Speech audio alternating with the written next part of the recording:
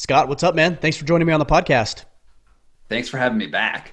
We decided it's been, what, 3 years or so, roughly, since you come back, or since you've been on the podcast? Yeah, I think about three. That's when What Doesn't Kill Us, my earlier book, came out, and Yeah. yeah, what a wild ride life has been since then. Yeah, it really has. We're going to get into that. What's funny is 2 weeks ago, I went on a little bit of an adventure with some friends that was in part with some of Wim Hof's team.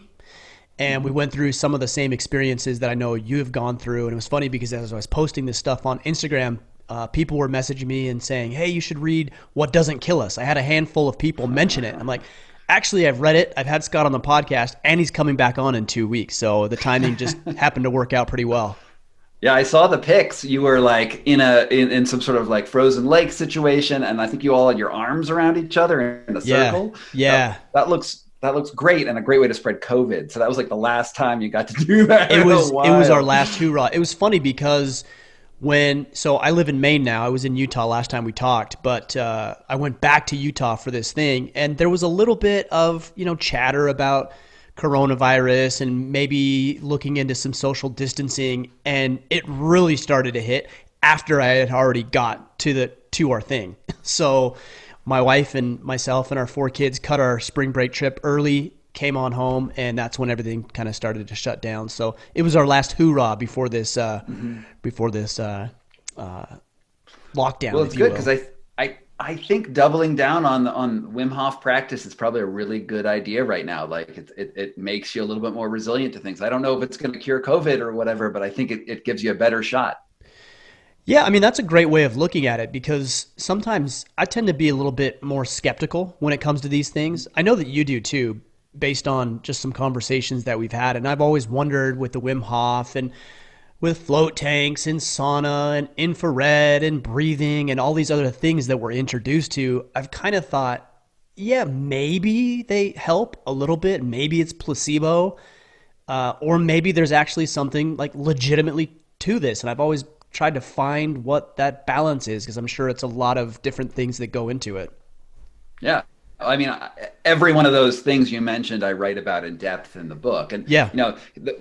I'm just going to click on to one word you mentioned, which was placebo. Maybe this stuff that we're doing is just the placebo effect. Hmm. And there's this sort of like it's placebo is like a bad word in medicine. It's like, well, he got better, but it was just the placebo effect. And I find that a little bit mistaken because if you look at like a clinical randomized control study, we have the placebo arm, which is the sugar pill you get, and then you have the chemical active arm, which is the drug. Hmm. And the FDA approves drugs if they're better than the placebo. But sometimes the better than the placebo is like, for instance, I love talking about Rogaine, that hair club for men, Sure, regrows sure. hair on bald men. The active arm is effective. I believe it's like 28% effective in growing hair on your head. But the placebo arm is like 21% effective at regrowing hair on your head. So Interesting. so while the hair regrowing powers of the active drug are better, you can just look at a number and say that's bigger. The largest percentage is still like the whatever it is that powers this the healing power of the body, the expectations, whatever that is. And I think that there's something really important to be said about trying to build better placebos and trying to interact with whatever it is in in your body that makes you better. And this is not to say that we ditch Western medicine. This is definitely not the direction I'm going here. But what I am saying is that we can accentuate the benefits of Western medicine by doing practices, by doing things that engage whatever it is about our bodies, that subjective thing about our bodies that let us heal and get better. And so that's a lot of the journey that I'm on right now. Yeah. Well, it's interesting. What I mean, what is it? Do you know what it is that allows our body to heal itself, to be more resilient, to adapt Mhm. to these difficult and physically and mentally and emotionally demanding situations? Is it our mindset? Is that the placebo effect, if you will? Is it a combination of a lot of different factors? Like, what exactly is happening to the best of your knowledge and experience? It's the second thing. We evolved to survive. Like the whole process of evolution is pitting our bodies and our minds and our intentions against the environment in which we live in. And there's this conversation which is always going on between stimulus and response. Like the stress coming in from the outside world, that's the stimulus, and the response, however your body deals with it. And mindset and intention is part of it. Underlying health is part of it. It's a million factors all coming in together. It's not just one thing. And even with the best medicine we have, it doesn't always work, right? Rogaine, 28% grows hair on your head. Still, the vast majority, it's not working. Sure. So it's not just. It's really hard to give you just one thing. Like, this is the thing that makes us better. But what I can say is that we are able to engage with difficult things, difficult subjects, difficult emotions, difficult environments, and we can learn to be resilient in those environments. Anyone who has gone outside and done something difficult knows that you have this anticipation of something being difficult, and then you get through it and you feel exhilarated. Usually, you're, oh my God, I've busted past my preconceptions of what I was able to do. And then when you do that, you become a little bigger, I guess. You become more expansive. You've expanded the terrain you can operate in. And I think that makes you a better, more confident, more well-adjusted person. And I think there is an immune effect here too. I think there is something about the unconscious processes that govern the immune system, which are often governed by your fight or flight responses. And we could go into the chemistry if you want to, but in general, the systems we have in our body to fight infection, to fight any sort of like hostile thing coming into our bodies are modulated by adrenaline, by cortisol, by these hormones that we pump into our system. And if we're able to control those hormones better, which means controlling our experience and stress better, you can have an impact on your immune system, which is not to say you can defeat every pathogen in the world and just go drink bottles of plague and you'll be fine. Right. But you can give yourself a better shot in these things and operate in really cool places. Like at the end of What Doesn't Kill Us, I ended up climbing up Mount Kilimanjaro in a bathing suit. It's negative 30 degrees outside. I'm not like, this feels amazing all the time. I'm freezing, right? Sure, it's hard, but I was able to get there. I was able to do these things, and I was able to push my body in a place that was really remarkable. Yeah, that's interesting. It's funny because I hear a lot of people talking about or using phrases like, well, our ancestors used to do this. They used to walk barefoot in the snow and they talk about all these things our ancestors used to do. And at the same time, I think to myself, well, our ancestors on average died when they were 40 years old or younger. Right. So what makes that better than living to 72 using modern medicine? And I'm not saying that one is better than the other or always the best approach, but I certainly think we ought to take it in stride and really ask ourselves if we're going to go to ancestral knowledge and information about how our physiology works, like we ought to also consider that there's some modern technology and advancements that play a pivotal role as well. Anyone who says you should become literally a caveman is an idiot, right? Right. I mean, right. The concept of a great, of our ancestors being stronger than us is true because they had to deal with stresses all the time. They had constant physical stresses, whether it's environmental changes, whether they're, hunting animals and had to get their food because this food was scarce. They were dealing with all sorts of environmental pressures and their bodies had to respond, which made them stronger. Like if you're going to go on a foot race against a Neanderthal, you're probably going to lose. If you're going to wrestle a Neanderthal, I pity you. Right. Doesn't mean I want to be a Neanderthal, right? I don't want to actually go there because all of the benefits of the modern world have given us a huge quality of life. Like if we go back to like the Middle Ages right now, and I said, where do you live? I forget. You're in Maine right now. I'm in Maine. Right? Mm-hmm. Yeah. And if I said that I could communicate with a man in Maine and talk with him instantaneously, they'd be like, "You're a witch." Right? Of course. Sure. You've got magic. And they would be these superpowers, and I'd probably get burned at the stake, and it would be really unfortunate. So there is a balance here, right? Like even though those people could definitely deal with harsher conditions in the Middle Ages, right? They had scarcity. They couldn't heat their houses, so they could thrive in those environments easier than I could. It doesn't mean we get rid of what we do now. What instead, what I'm saying in the wedge, what I'm saying, I said in What Doesn't Kill Us, and where I'm trying to push us is to say, look, let's give ourselves stress that make us better, and yet still also take all of the advantages we can out of the modern world.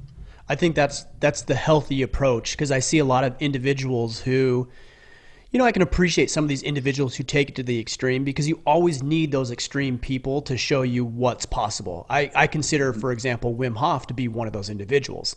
Like, he's taking this to the extreme. The average man probably isn't going to live that sort of lifestyle, but he's moving the needle a little bit, and he's showing what's possible, and he's expanding capabilities. The question I guess we all need to ask ourselves is, what type of techniques and activities do we put into our routines? Because, I mean, look, we're limited on time. So if we're talking about doing sauna therapy and then doing cold exposure and doing breath work and doing all the things that we could possibly do, right? There are certain things that are more beneficial and advantageous than others that we ought to direct our resources and attention to, right?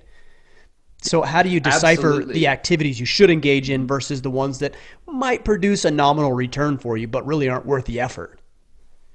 So I'm not a big person for optimization, is essentially what you're saying. Is like, what is the most efficient way to get the best you can? And I think there are tons of people who are really into this, and Sure. you can go talk to them. What I am interested in is what is best for you. What is your subjective best? And I do not think, and incidentally, in my book, The Wedge, went through multiple publishers, right? And eventually I have decided to self-publish this because my most recent publisher was like, we need to make this the self-help book about the 10 best techniques to make you super awesome and human. And you've seen this book out there. It's they're all out there already, right?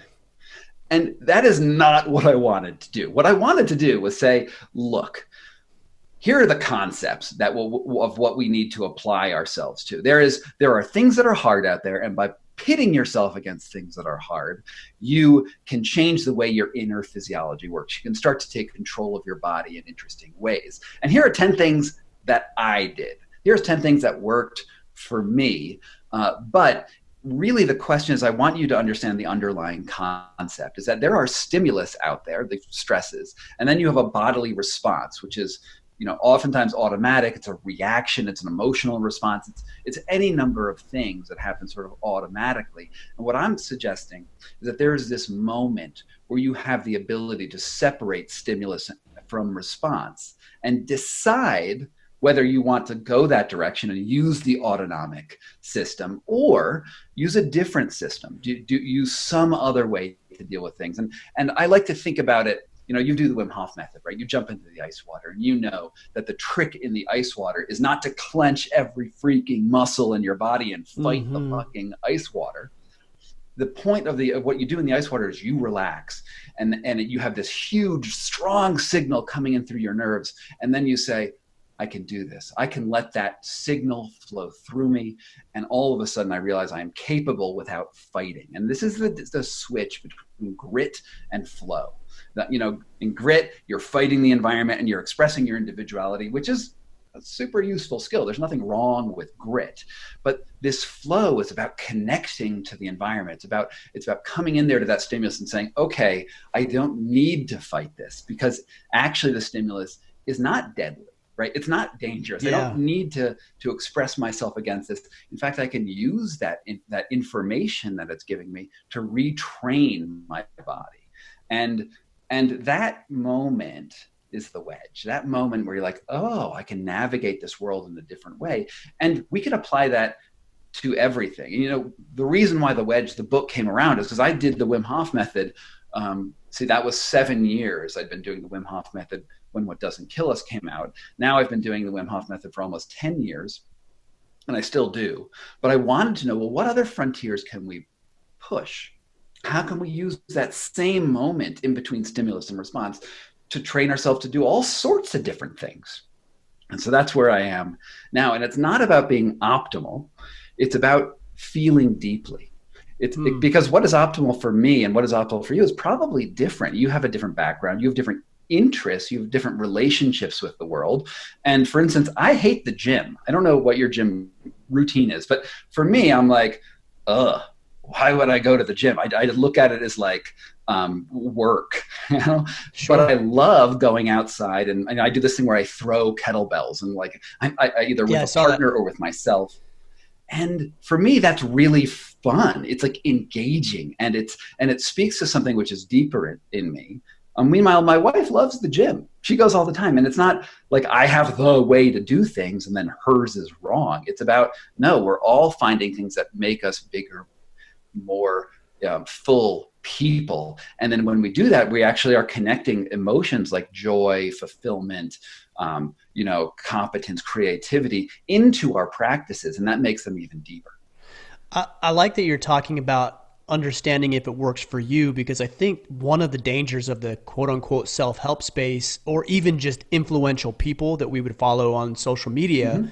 is we are led to believe that in order to be successful like that individual is, we have to be doing exactly what they are. So we wake up at the same Right. time, we engage in the same hobbies, we lift the same weights, we do the same Mm-hmm. activities. And although it may help and it may move the needle, I found as I pursue other people's interests that I'm not more fulfilled. In fact, if anything, I'm moving in the wrong direction because I'm living somebody Totally. else's life.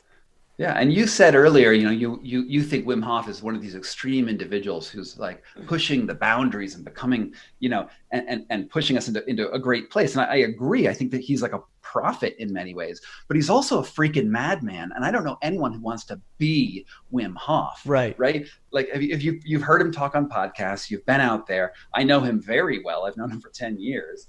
And I love the dude. We talk on Instagram, sorry, on WhatsApp all the time. But the thing is, like, he is a madman. He is freaking crazy. He almost killed me on the top of Mount Kilimanjaro. I do not want to be Wim Hof. I want to be me. And I want to look at Wim Hof and be like, look, you did something really cool. You have opened a door to something really, really interesting. And maybe it took a madman to open that door. But I want to go through that door and then maybe go a different direction Right. with it. Right. And this is true with every one of those amazing influencers who's out there who's gotten their thing. And if they tell you this is the thing that you need to do, you can follow their path, I guess. And I'm sure that there's a use for that, but that doesn't speak to me. Yeah, I think it's just important to evaluate because we're all after primarily the same things generally. We want Mm-hmm. some money in the bank account. We want the experiences that money affords. We Mm-hmm. want some Yeah. connection with other people, not only Mm-hmm. romantically, but friendships as well. We want to feel strong and powerful and capable. Like all of us want the same thing. And there's 1,000 or more ways to Yeah. get to that ultimate result. And we don't have to do it like everybody else does it. Right, and this is another one of the underlying messages in the wedge. We have these life plans that are assumed in the United States and around the world. And actually, every country has sort of a different life plan. But in the States, the one is you get born, you make some friends, you go to high school, you excel at high school, maybe you do some sports, you get a girlfriend, you go to college, you get married, you get a job, you fully fund your 401k, you retire, you die comfortably in your bed, and that's your story. That's where we're going. But that does not need, it can be a great path if you want to do that. There's nothing wrong with it. But we know that at the end of the day, you die. Like, end of the Right. day, death is here and it's coming. And it's not like you're going to beat death. Like, death is definitely there. It is the ultimate stress. But we get to choose to some degree how we get there. And if we want to veer off that life path, you're still going to be just as dead at the end of the day. And you have a choice. You have a moment between the stimulus and the response where you get to express your choice in what you do, and you can make your decisions your own. And I think that's very important. I think that one of the things that the wedge taught me is that as you push against a stress, you sort of have an obligation to do that, because if you didn't push yourself against any stress, right? And you had no stress in your life at all, you'd be a thing of jello. You'd be in a float tank. You'd never be doing anything.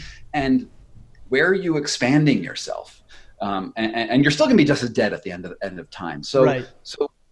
I think that our obligation is to try new things, to feel things deeply, whether or not they're positive or negative. Like, I want to love deeply, but I also want to have rage. I also want to have, these really big emotions, and then learn what those mean to me, and then identify them. And then maybe I want to kick rage out and never experience that again, but I wanted to have had it at some point, so I know it, and that is like one of these.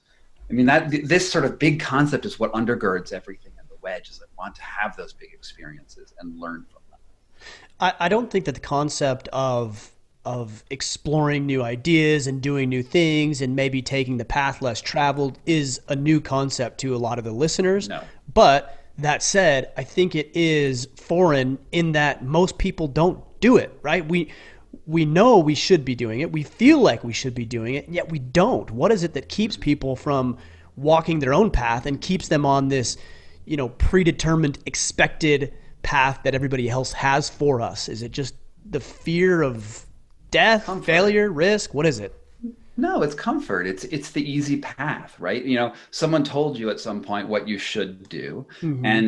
and you say, great, that's a great thing, and they even showed you an example of why it was good, right? Here, you had your kids, you did your thing, and like, oh, cool. And it's hard to veer off that path. It takes,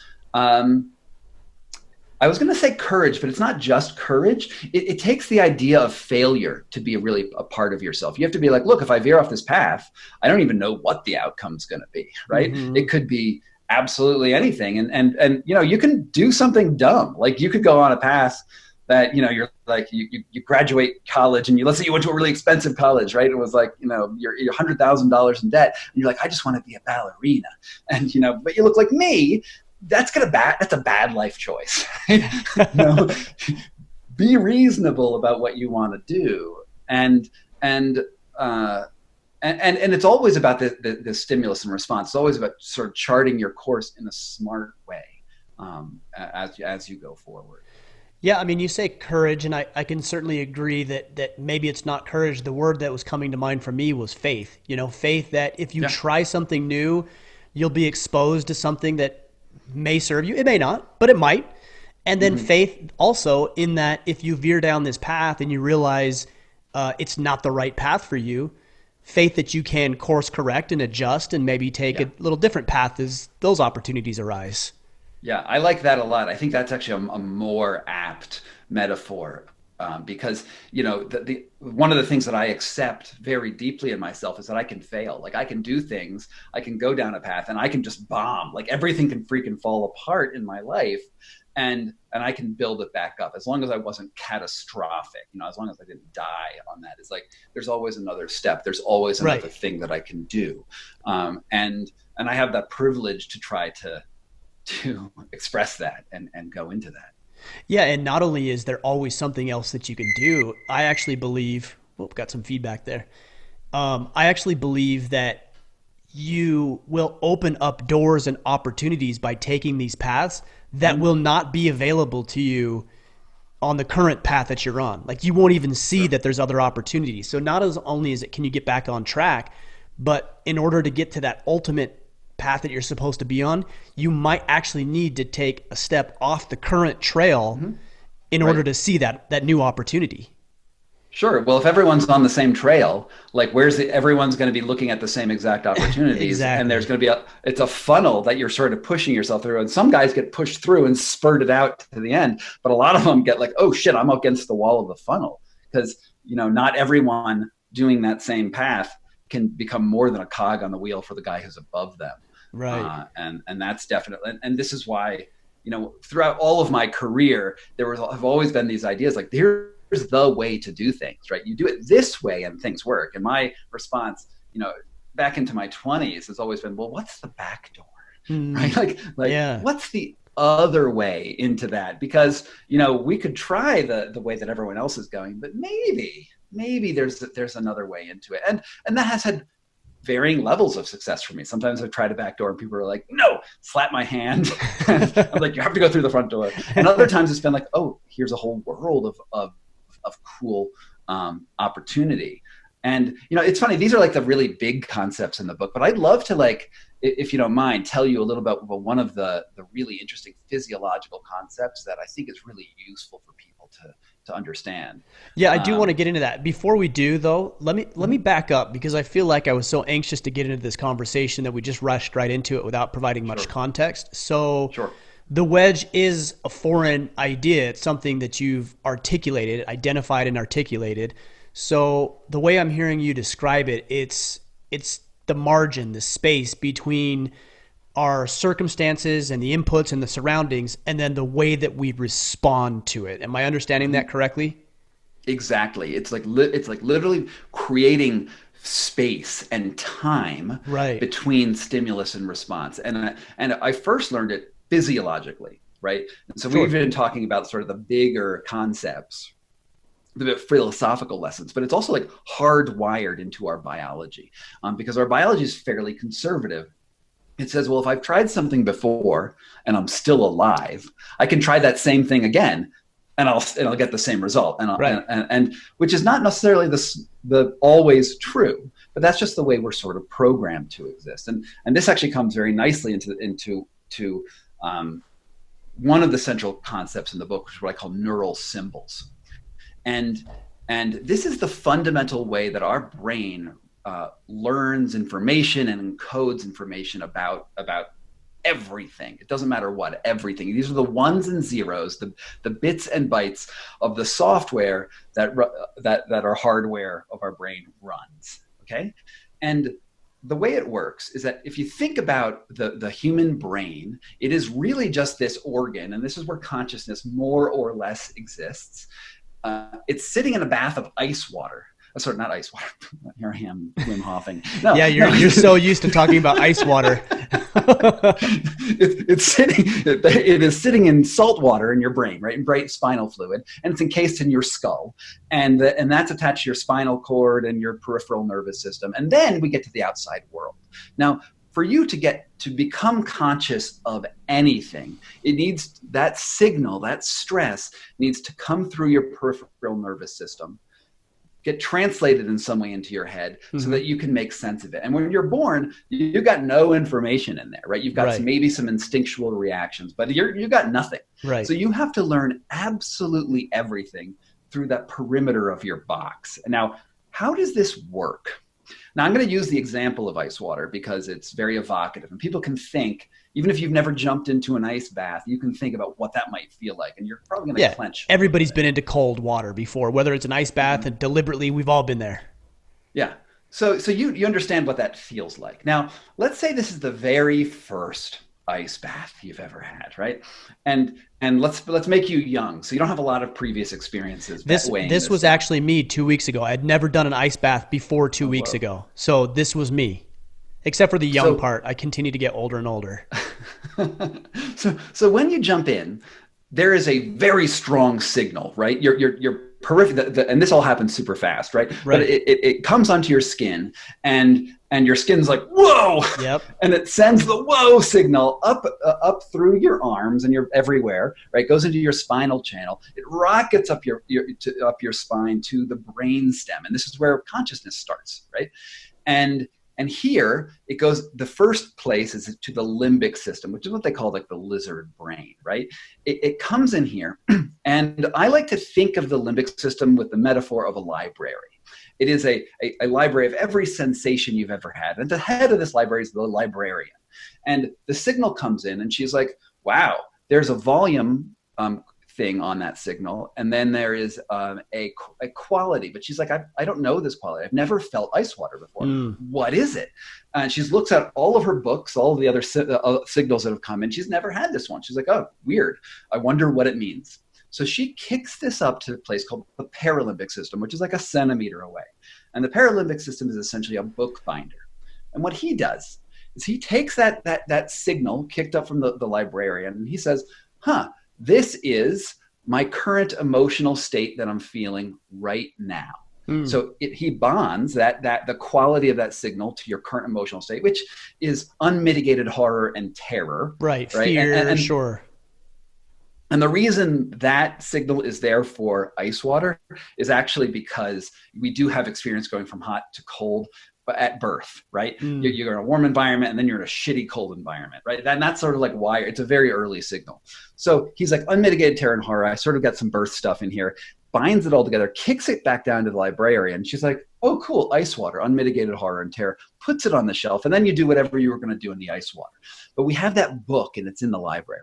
Now, this is the most important thing to understand about our brain and neural symbols, is that the next time you jump into that ice water and that same signal with that same quality comes up the spinal channel, she says, cool. She sees it and looks at her books and says, we already have that book. And she takes that book off the shelf. And now you are reliving your emotional past. Mm.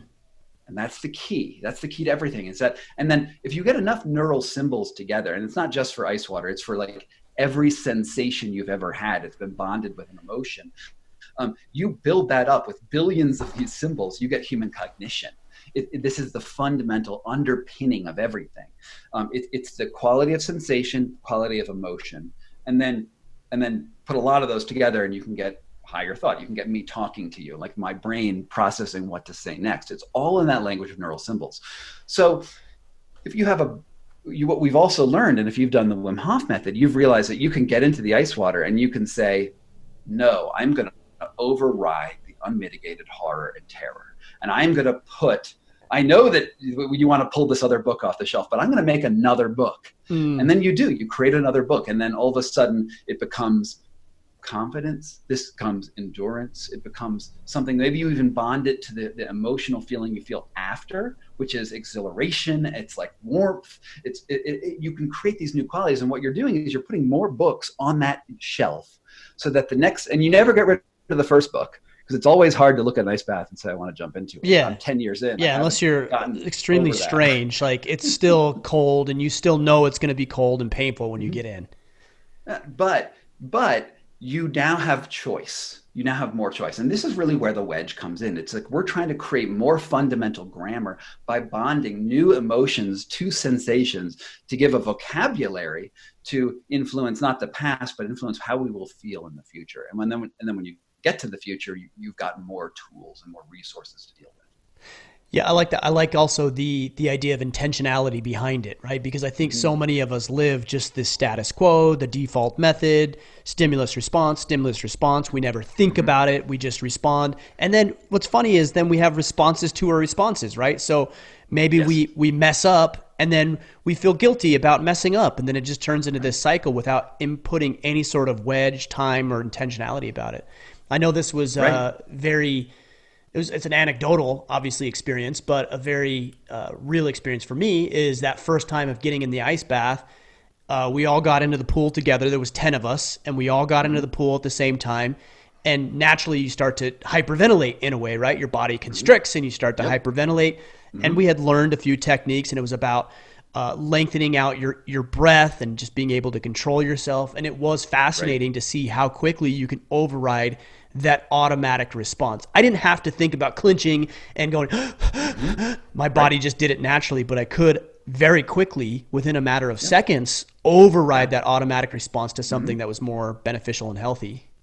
Yeah, absolutely. And the way we're wired, and I like the word wired because it's very accurate, because the nervous system looks a lot like wires that's floating through you. There are two general responses in the sort of passive side of your body, and it goes through you probably heard this before, the vagus nerve, right? There's this big important nerve that's not your spinal channel. It's in front of the spinal channel, and what it does is they say innervate, which means activates either your fight or flight responses or the other set of responses, which is rest and digest. And when you are, and that's it. It's just binary. You've only got two branches really of this autonomic system, and you're choosing when you're in that ice water to move from the sympathetic fight. And so fight or flight is the sympathetic nervous system. Right. Okay. And rest and digest is parasympathetic. Yep. Sorry, I'm going to throw a lot of vocabulary at you. We can stick with fight or flight. One side is always fight or flight. That's your adrenaline. That's your cortisol. That's these hormones that are like giving you the energy to go deal with that situation. And the other side is like, oh, I can relax, I can go do this. And you only have those two paths. So when you jumped into the ice water, what you're doing is you're putting in a stimulus that always triggers sympathetic, right? Your heart, it's like, you gotta go fight because you gotta go survive. And Right. then you are saying, no, I'm gonna go use the other channel. I'm just going to go switch to that one. And body, you're going to have to figure out how to survive. And then your body does. Like that's the wondrous thing, is that your body switches to a metabolic program that allows it to heat itself in that rest and digest phase.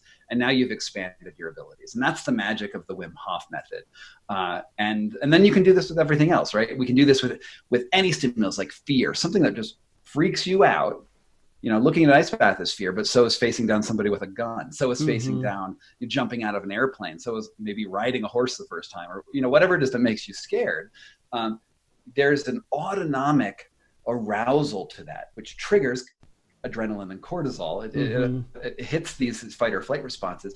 And you can choose how you want your body to respond, because oftentimes in that heightened state of energy, you can get very unfocused, and there's just like sort of one way to act. But in your rest and digest mode of thinking, you can actually think about the world in a different way. You actually connect with the world in a different way. And so one of the things that I do in this book a lot is throwing kettlebells. And I think that this is something that you know, you've now, it's taken you 3 years to jump into an ice bath after talking to me last time. Yes. I want you to throw a kettlebell at some point, because this is really a magical moment. And I was doing this because I was trying to understand what fear is, right? Like, and I just gotten out of this neuroscience laboratory in California. Andrew Huberman, if you've ever heard of him, he's a sort of a famous neuroscientist. He was telling me all about fear, and he had me swimming with great white sharks, but in a virtual reality environment. Yeah, that's manageable. Because I talked with Brian McKenzie, who you highlight in the book, and he has swam with great white sharks. Yeah, with actually Andrew Huberman. He actually swam. Oh, he did. Okay, Huberman. I wasn't familiar with him. So yeah, interesting. So what he's doing and what you're doing in that environment is you're trying to control your reactions and connect with the sharks in different ways. But anyway, what Huberman has done is taken those shark dives, and I think actually Brian's in the video I was swimming in. Oh, is that right?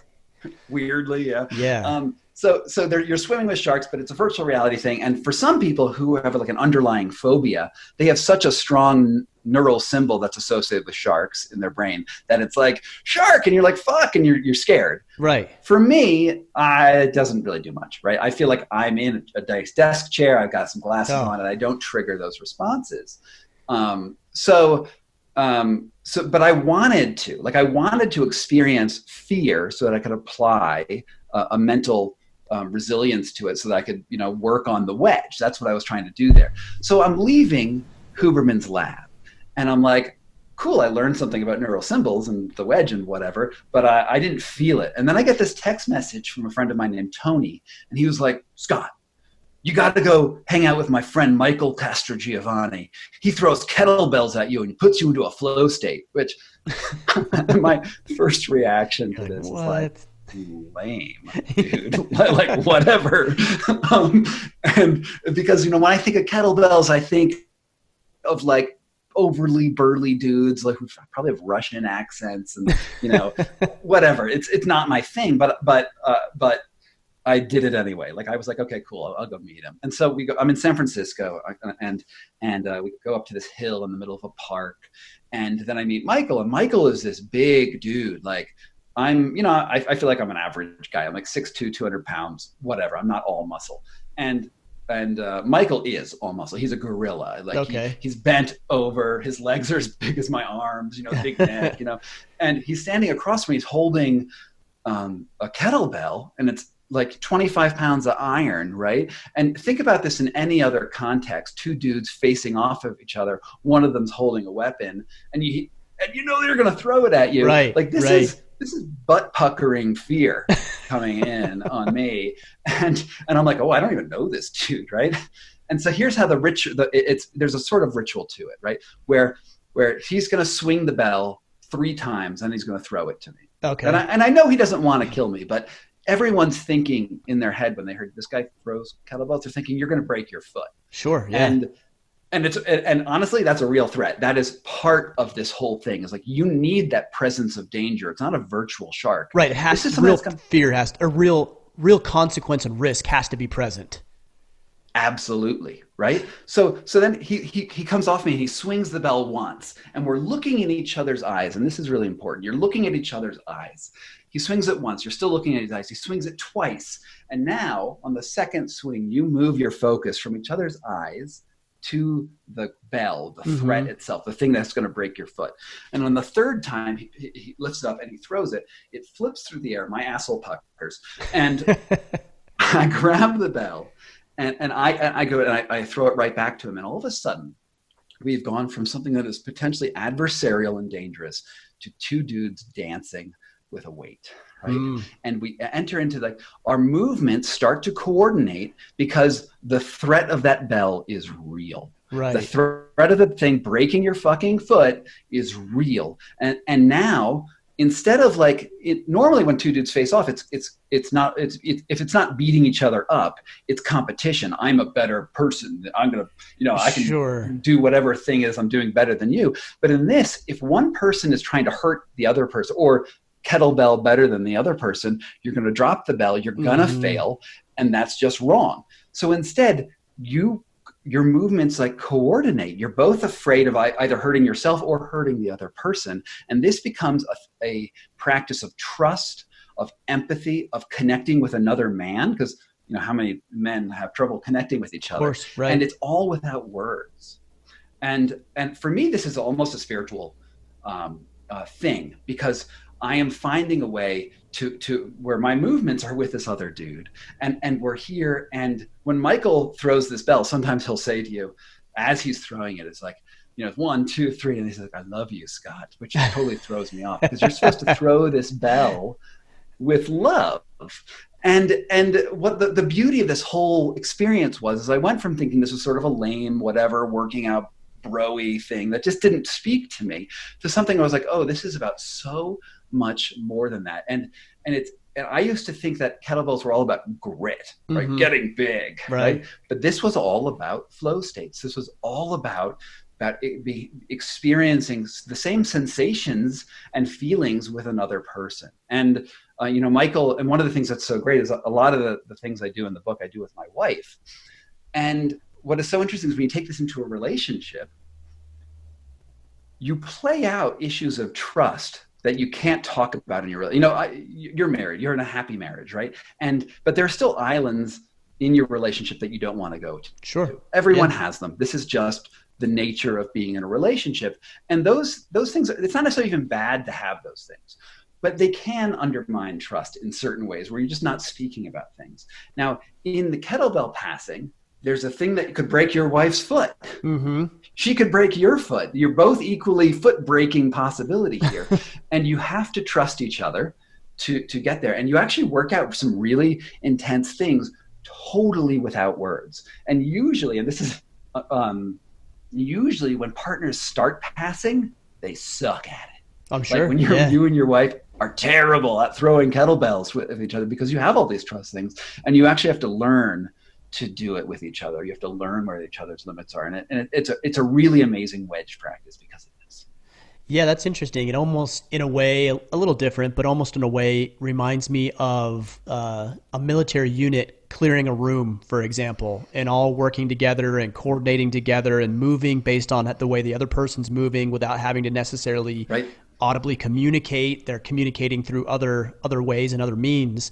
And you can see how Mm-hmm. powerful it is when they all work together and they're trying to accomplish the same thing together. It's interesting.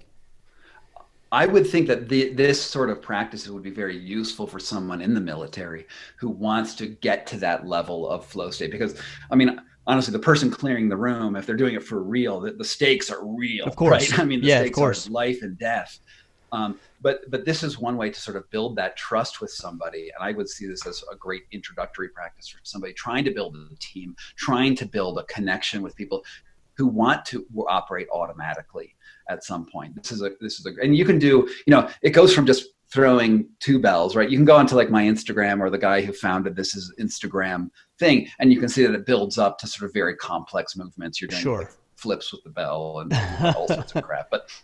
But it Is all the comes down to that fundamental emotional component. Yeah, yeah. Is the idea here to rewire your sympathetic response? Like, let me give you an example. So, I've had some amazing people on the podcast as guests of mine, and one individual that Of I'm course. thinking of right offhand is Kyle Carpenter. He's the youngest living Medal of Honor recipient, and Oh, he oh, he okay. he jumped an insurgent threw a grenade on the top of his roof, which was his position, and one other Marine, and he jumped on this grenade and saved his fellow Marine, and in the process, nearly killed himself.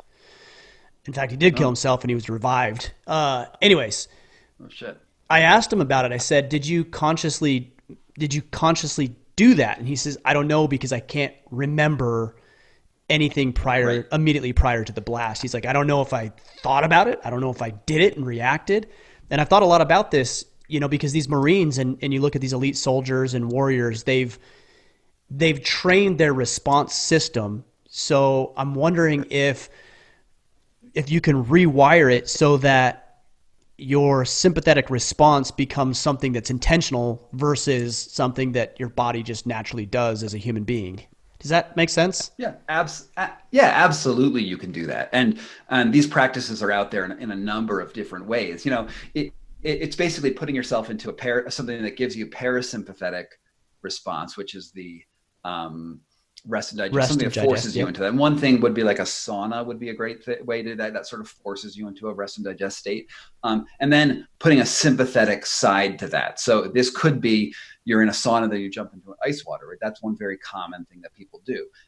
That's training actually both systems, especially if you go back and forth. But it's like we're toggling that switch back and forth. And then by learning those sensations, you start to learn how to trigger these things. But hot yoga, that's another, or high intensity interval training in a hot room, which is one of the ways the military uses acclimates people to fighting in Iraq, right? They put them through really intense workouts in heat to get them more used to heat.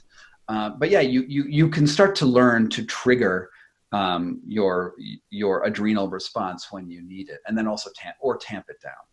These are things that are, I mean, and this is really this is like sort of the big concept, right? Is that we're trying to find the things that automatically trigger responses in our body, and then we're trying to learn how to control those responses.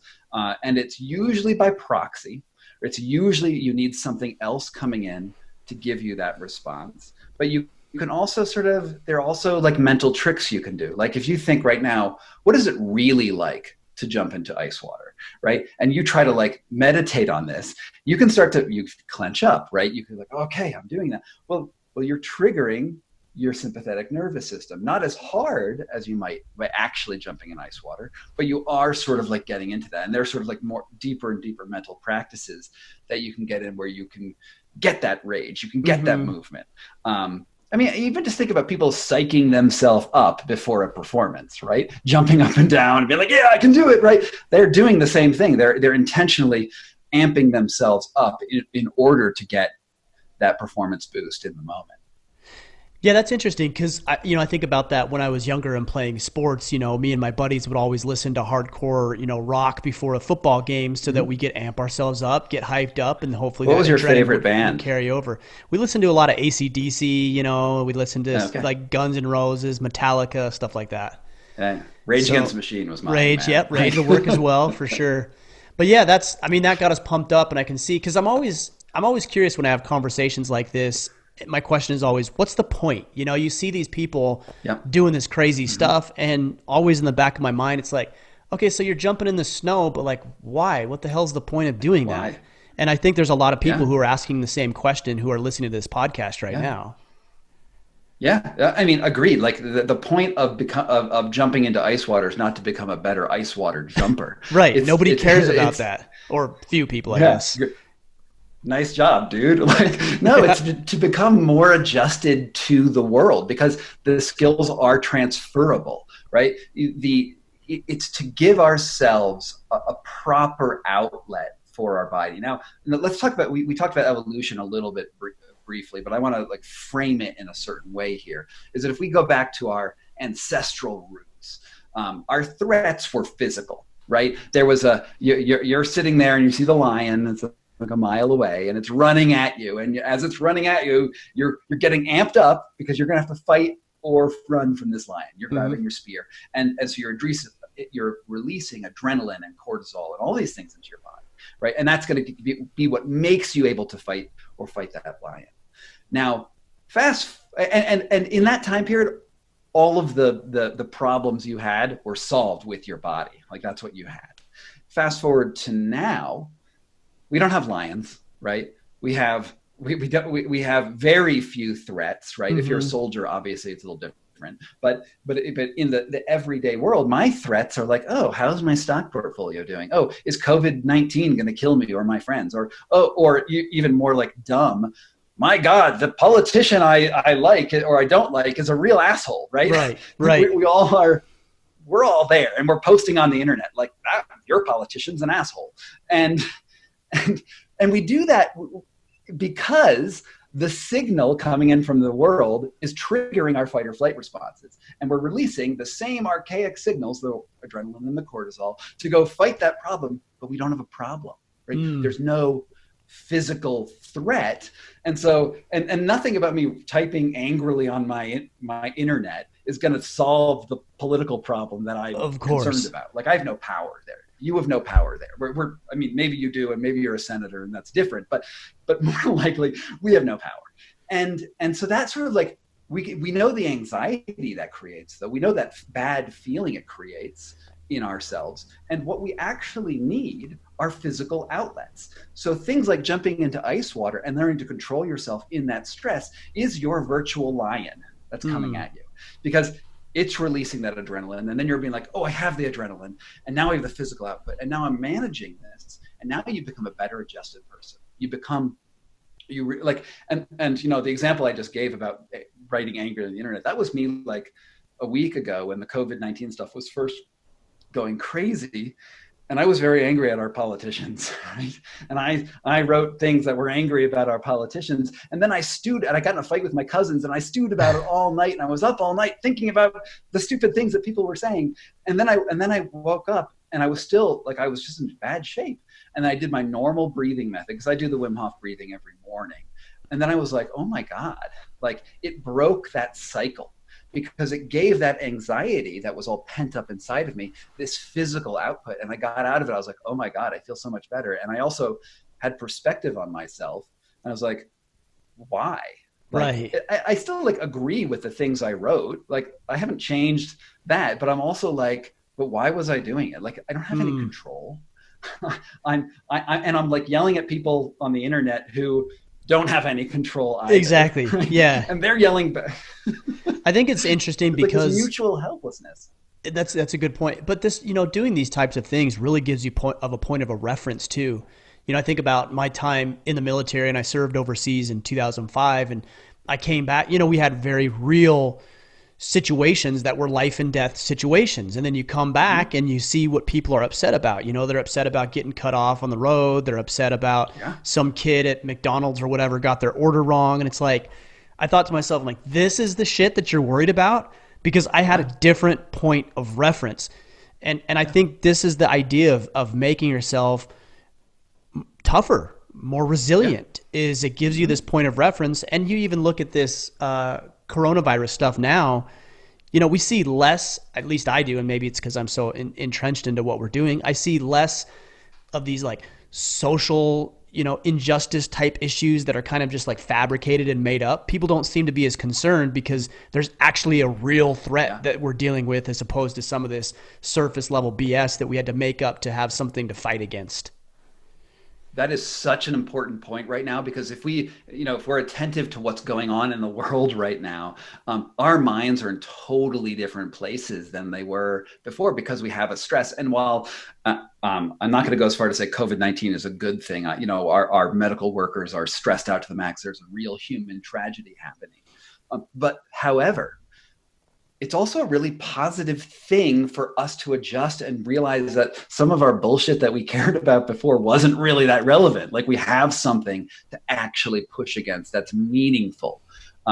And because that is a real stress, and how we respond to it is very critical.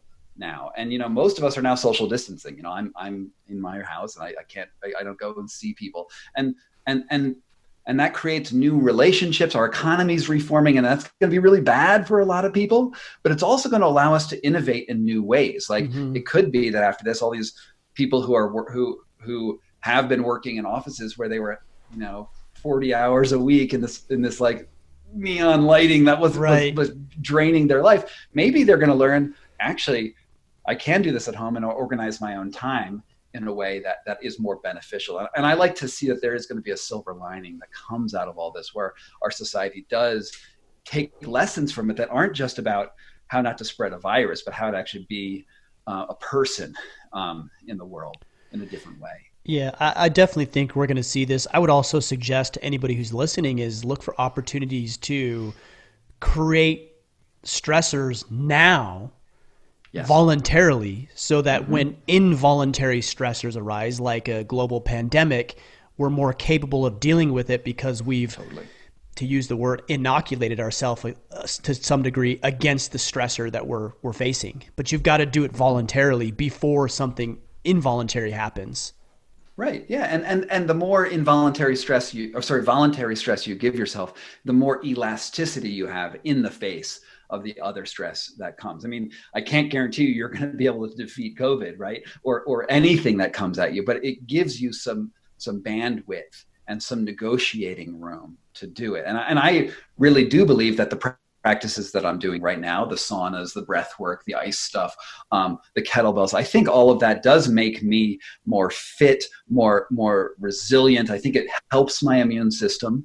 And I think that gives me a better shot at what if I should get like a biological threat of me. I mean, of course, the science behind that is like iffy because we don't know for sure, but all we have is our faith, right? All we have to say is like, what can I do right now? And certainly those practices help with the anxiety for it. Right. They help with the depression. They help with the feeling of helplessness, which is, I think, just as toxic as well, close to as toxic as what's Right. We going on understand. biologically. Yeah, we understand. Yeah, and the way I look at this is layers too, right? So there's not, oh, if you take ice baths and you're going to make yourself immune from coronavirus or from any other thing that you might deal with, but it's just a layer. It's just one added thing, and you start adding all these layers and these Right. strategies, then yeah, they're going to compound, and the effects that come from it are going to compound as well. Mm-hmm. And it's also about what you do with your life in general. We began this discussion today saying that, you're going to die. It's definitely going to happen, Hmm. whether or not it's this pandemic or a car accident later, or you die comfortably in your bed in your 90s. It's definitely coming. So who do you want to be right now? Right? Who do you want to be right here, right now, in this particular moment?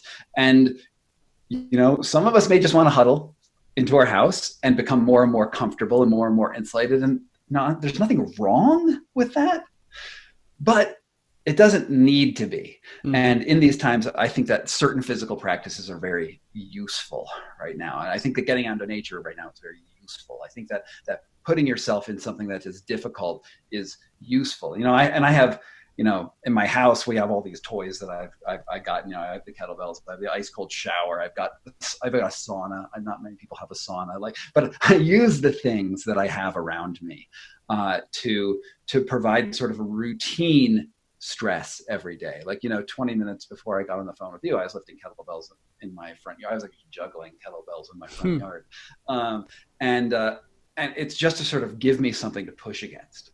Right. Right. Well, Scott, this has been a great discussion. I want to ask you a couple of questions as we wind things down. The first Mm-hmm. one: what does it mean to be a man?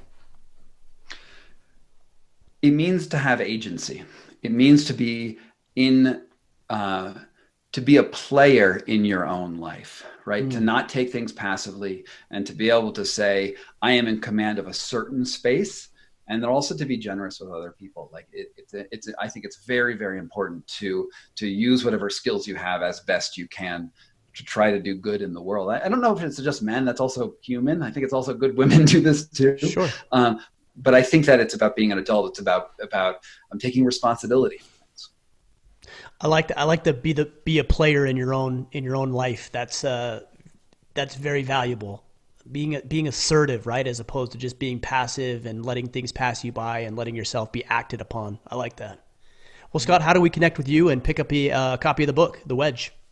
So go to my website, scottcarney.com, Carney. You go to my website, you can get a free chapter, and then you sign up for my email list, and I send you like 3 emails a year. It's be great. It's a good trade. And then it's also on all of the places you might find. It's on Amazon. It's on Instagram. Is it on Instagram? I don't think it's on Instagram. You don't buy it on Instagram. Wherever it is, people can find it, right? Yeah. Use Google, you'll find it, man. It's Yes. out there. There's an audiobook if you like the sound of my voice. It's there too. You know how to buy books.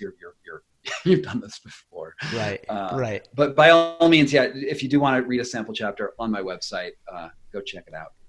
Excellent. We'll connect it so all the guys know where to go. I really appreciate you. I'm actually excited over the past several weeks to be diving deeper into this than I have in the past and using some of the information that you've used and shared in the book. It's been good, and I'm anxious to see where this goes. So thanks for imparting some of your wisdom and taking some time today. Hey, thanks for having me on. I really like what you do. Thanks, brother.